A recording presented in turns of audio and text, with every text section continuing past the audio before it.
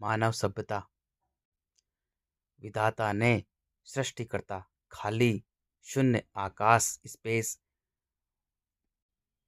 वही विधाता है, सृष्टिकर्ता है। वो जिंदा शक्ति है, वो अनंत अखंड अजर अमर है। उसने मानव सभ्यता का निर्माण केवल प्रेमी और ज्ञानी बनने के लिए किया है। यानी जैसे सभी जीव जंतु पशु पक्षी अपने मन के मालिक होते हैं, ऐसे ही मनुष्य भी अपने मन का मालिक बने, अपने मन को किसी से ना बांधे। जब मनुष्य पूर्ण स्वतंत्र रहेगा, अपने मन का मालिक बनेगा, तो वो प्रेमी ज्ञानी होगा। उसमें प्रेम करुणा समर्पण के गुण रहेंगे। करुणा समर्पण पूरी पृथ्वी पे रखेगा और प्रेम परमात्मा से करेगा। यानी प्रेम वायु है और परमात्मा आकाश।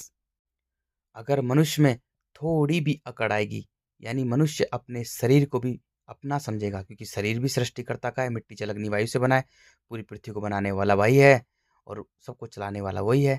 इस तन भी उसका है और इस तन को चलाने वाला आकाश है। मन भी उसका है। अगर मानव अपने शरीर को, अपने तन को भी अपना मानेगा और उसमें मैं आएगी, थोड़ी सी भी मैं आएगी, तो वो अपने तन से बंध जाएगा, यानी मिट्टी से बंध जाएगा। तन भी मिट्टी ही है, इसमें हड्डियां कठोर है। तो मिट्टी हमें आंखों से दिखाई दे रही है, वो मांसों का ढेर है, क्योंकि सभ्यताएं जो आती हैं वो मांस की होती हैं। उस पे एक एक कण के अंदर वो अंधा कीड़ा है। तो मनुष्य, अगर थोड़ी सी भी मनुष्य में अकड़ आएगी, थोड़ी सी भी में आएगी, तो वो अंधा कीड़ा बन जाएगा, बिखर जाएगा, प्राणहीन हो जाएगा।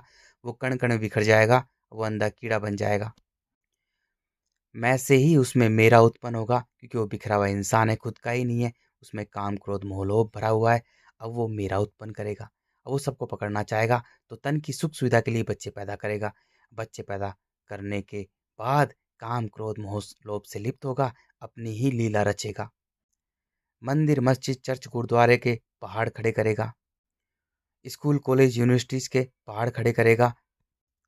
बच्चों को पैदा करेगा, बच्चों को कभी भी मन का मालिक कभी नहीं बनाएगा, बच्चों को सत्य की तरफ कभी जाने ही नहीं देगा, झूठ में ही उलझा के रखेगा। माता पिता से बढ़कर कोई भगवान नहीं होता, वही सृष्टि करता है, विधाता है।